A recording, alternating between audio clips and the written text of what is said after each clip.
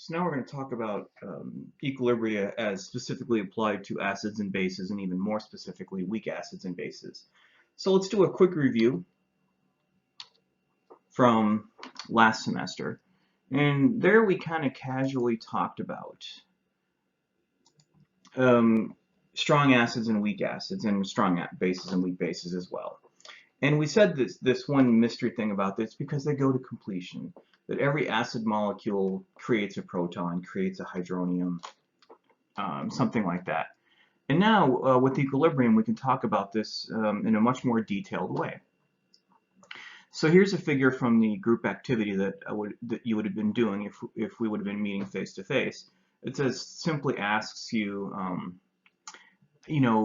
acid 1 strong or weak, acid 2 strong or weak. We've got some definitions here.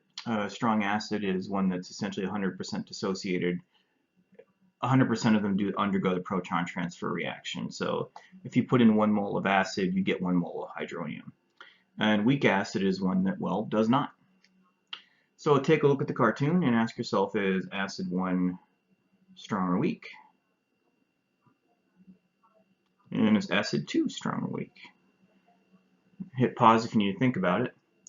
All right, so the key thing here in acid 1 is that what you want to look for is these guys right here. The undissociated or undeprotonated weak acid molecules. Acid 1, there is none. All you've got is a bunch of hydroniums, these guys here, and some of the A- ions that result. So acid 1 appears to be strong. And acid 2, you have mostly, so you've got, the cartoon here would represent a total of 6 acid molecules. 5 of them remain unchanged, and only 1 of them produced a hydronium and this A- species. So that is an example of a weak acid. Okay, so now let's get all equilibrium-y with these acids. You could write the reaction of a generic weak acid with water like this. So it's an acid, it's going to donate a proton to water, which is going to give us a hydronium ion and this A-. So this is what's left over from the acid after the proton's been gone. And I could, in the spirit of equilibrium, ask you to write what the equilibrium constant expression for this particular process is. And hopefully, you would give me something like this. Concentration of hydronium times the concentration of A- divided by the concentration of HA, whatever those are, all raised to the first power. And this is deemed such an important reaction that it gets its own subscript. So this is referred to as a Ka. The complete name for it is an acid dissociation constant.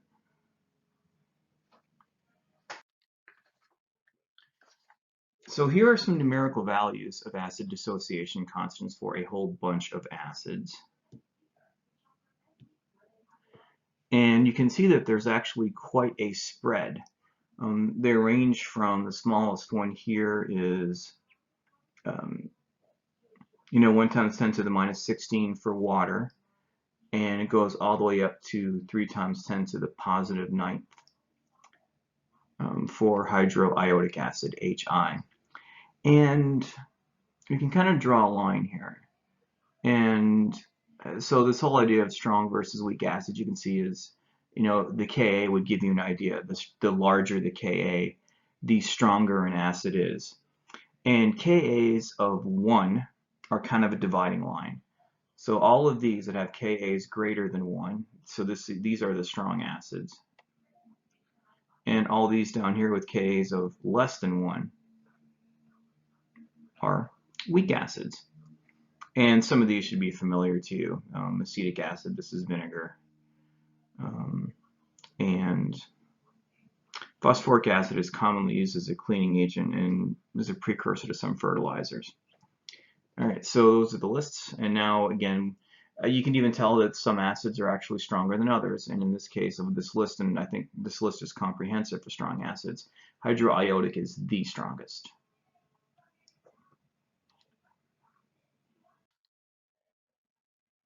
All right, so let's do a quick little example here. So I've got an equilibrated weak acid that has the following concentrations. The unprotonated acid, or the protonated acid, I should say, is 1.33 molar. The hydronium is listed at 0.026 molar, and the A minus is listed at 0.026 molar as well. So what you're going to tell me is, which of these acids is it? So hit pause, give it a thought, and hopefully you would just figure out what the Ka is. So K, and actually it's right, Ka here, is equal to the hydronium concentration, the A minus divided by HA. It's a matter of plugging in the numbers, and that gives us about 5.1 times 10 to the minus 4. And if you look at your list, you probably have a sample of nitrous acid based on that data. All right, so let's talk about acidity, basicity, and neutrality. So these are ways that we often describe solutions, and these are probably words that you've heard before. Typically acid. And so there are many definitions, but this is actually the correct one. If there is more hydronium than hydroxide, it's an acid. If there is more hydroxide than hydronium, it's a base. And if they are equal, that is a neutral solution. And that is all there is to it. There is not one particular concentration for either one of them that makes something acidic or basic. It all is just a relative number, a relative amount here. Let's go on to a couple more items from what would have been our face-to-face group activity here. So I have here a table that tells me I have added this many moles of HOCl, which you may recall is hypochlorous acid.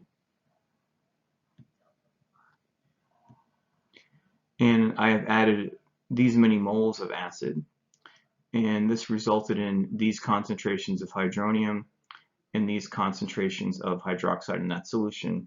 And you're going to rank them as being acidic, basic, or neutral. So let's think about this. Get the pen. So in this case, they are in fact equal. So this one is neutral. In all the other cases, so compare these two numbers, 9 times 10 to the negative 5 is in fact greater than 1.1 times 10 to the negative 10. So that's acidic. 1.4 times 10 to the negative 4 is greater than 6.8 times 10 to the negative 11. So this one is also acidic. And same goes for here. So guess what? Hypochlorous acid, as the name would imply, is actually an acid. The other thing to note as this number does change. So as the moles of HOCl added increases, the moles of hydronium also increases. And now I just realized that I did that upside down, so let's fix that.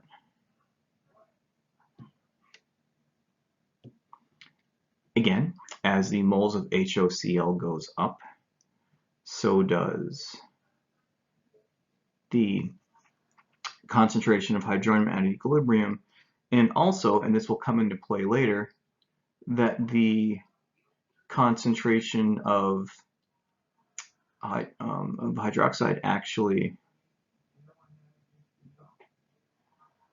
so increasing,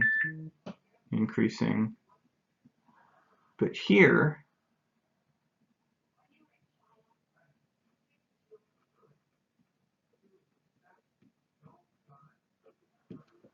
that as the hydronium increases, you see that the hydroxide actually decreases. More on that in a future slide.